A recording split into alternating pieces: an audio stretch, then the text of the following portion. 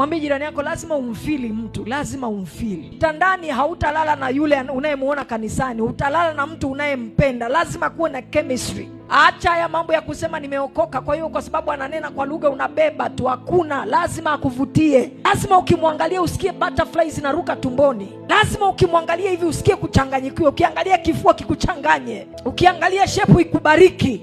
Kwa sababu walokole mna mambo ya ajabu sana nyinyi. Mnajifanya kama mnaishi mbinguni ya muishi duniani. Wewe unachukua kitu unajua kabisa hiki kitu sikipendi, lakini dada ameokoka. Akiomba ni moto wa Roho Mtakatifu unashuka.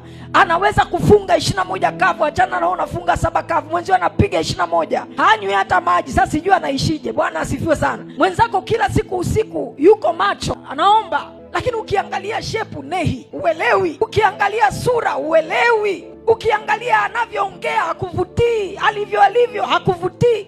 Lakini kwenye prayer ni mbabe, kwenye mifungo ni mbabe. Amina, sura lakini kama ya babake. Sasa wewe usijifanye mlokole ignore the physical part of marriage.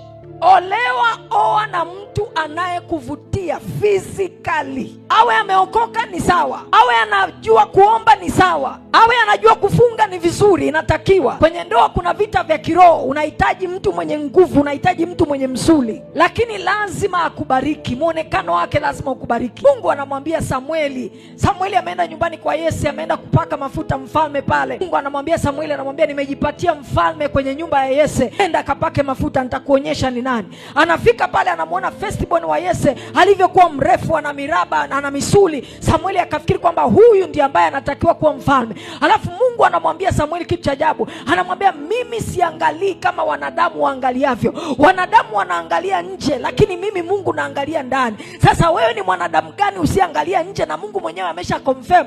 Amesema sisi wanadamu tunaangaliaga nje. Mwambie jirani yako packaging ina mata. Usijifanye mlokole hapa wewe umeokoka kuliko hata Mungu mwenyewe. Mungu anasema wanadamu wanaangaliaga nje. Wewe hutaki kuangalia nje, unaangalia tu ndani. Ananena kwa lugha, amejaa Roho Mtakatifu. Utalala na Roho Mtakatifu wewe.